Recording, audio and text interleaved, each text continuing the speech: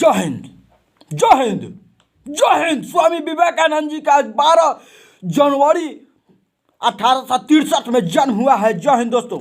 स्वामी विवेकानंद जी का 12 जनवरी 1863 में जन्म, मृत्यु 4 जुलाई 1902।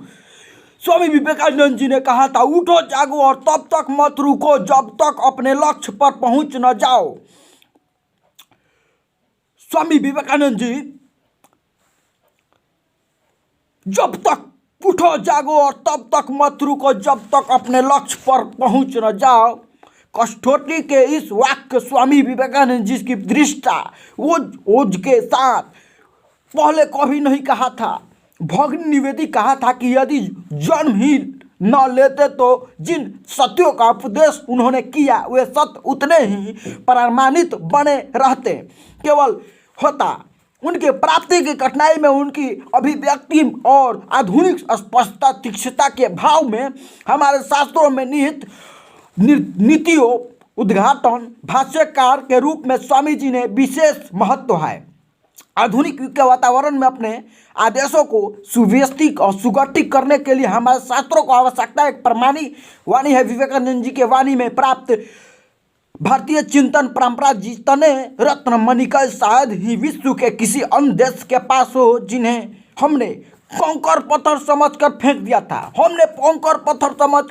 था। हमारी तासीरत का सबसे बड़ा कारण है कि हम अपने शास्त्रों का ज्ञान नहीं रखते और बिना विचारे बाहर से प्राप्त ज्ञान से अपनी समस्याओं के समाधान का असंगत प्रयास करते हैं। स्वामी विवेकानंद जी हमारे शास्त्रों के सन्निहित सत्य ज्ञान और शिक्षाओं मूर्तिमान रूप थे। यदि हमें शास्त्रों की गहराई में उतरने की साहस नहीं है तो न, किंतु स्वयं को समझने के लिए, अपनी संस्कृति को समझने के लिए यदि कुछ नहीं तो स्वामी विवेकानंद जी को अवश्य समझे। वे अलौकिक गुणों से परिपूर्ण वक्ता थे। वे अन्याय देशभक्त सन्यासी थे। एनी बेसेंट ने कहा था कि उन्हें सन्यासी योद्धा कहते हैं लोग। पहली नज़र में कोई व्यक्ति उन्हें नेता, भगवान द्वारा अभिव्यक्त आदेश देने की अधिकारी मान लेता। भगिनी क्रिस्टी ने लिखा है कि अन्य लोग तेजस्वी हो सकते हैं लेकिन उनका मन प्रकाशनीय है क्योंकि वह समस्त ज्ञान के स्रोत के साथ अपना सहयोग स्थापित करने में असमर्थ है। स्वामी विवेकानंद जी का जन्म 12 जनवरी 1863 को राष्ट्रीय युवा दिवस के रूप में मनाया जाता है। उनका जीवन, विचार, आदर्श और मातृभूमि के प्रति अदम्य प्रेम युवाओं के अत्यंत महत्वपूर्ण प्रेरणा स्रोत हैं। जब स्वतंत्रता प्राप्ति के लिए संघर्ष चल रहा था तो हमारे सभी राष्ट्रीय नेताओं ने स्वीकार किया था कि स्वामी जी के भाषण तथा कृतियों ने उन्हें मृत्यु भूमि की सेवा और स्वतंत्रता, तन और मन से समर्पित होने की प्रेरणा दी। महात्मा गांधी जी ने लिखा है कि विवेकानंद जी को पढ़कर उनका राष्ट्र प्रेम 1000 गुना बढ़ गया है। आज आवश्यकता है कि उनके विचार, संकल्प और संघर्ष की बात जन जन विशेषकर युवाओं तक पहुँचे। इससे युवा पीढ़ी अपने जीने का अर्थ तलाश सकती है, अपने जीवन का श्रेय और लक्ष्य निर्धारित कर सकती है। आज वस्तु विवेकानंद जी नहीं, वो अपने स्वयं के होने का हित, अर्थ, उद्देश्य जानने के लिए स्मरण जरूरी है। वे मात्र 39 वर्ष जिए, पल पल जिए और तुल्य काम कर गए। वे अनंत परेशानियों, चुनौतियों और मुसीबतों के बीच जिनसे वे आज आजीवन घिरे रहे, नितांत अभावों रहने वाले, निजी जीवन में निरंतर बीमारियों से जूझते रहने वाले एक सन्यासी राष्ट्रीय जीवन के क्षेत्र में एक चेतन का संचार किया।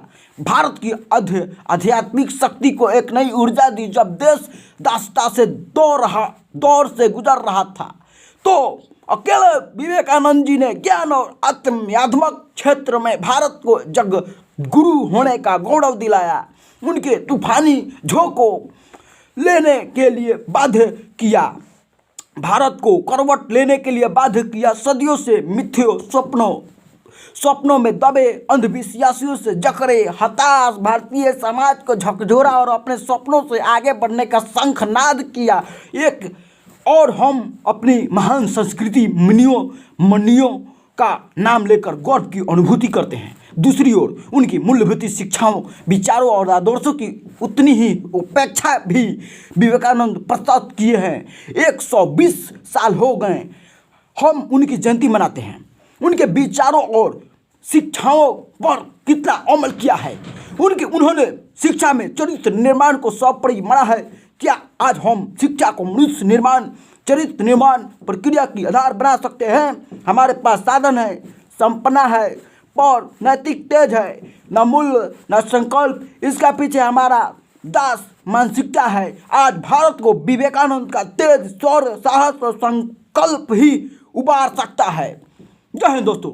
आज मनाइए बाबा कानंद जी का जन्म दिवस धूमधाम से। 12 जनवरी 1963 में, मृत्यु 4 जुलाई 1902 में। जय हिंद।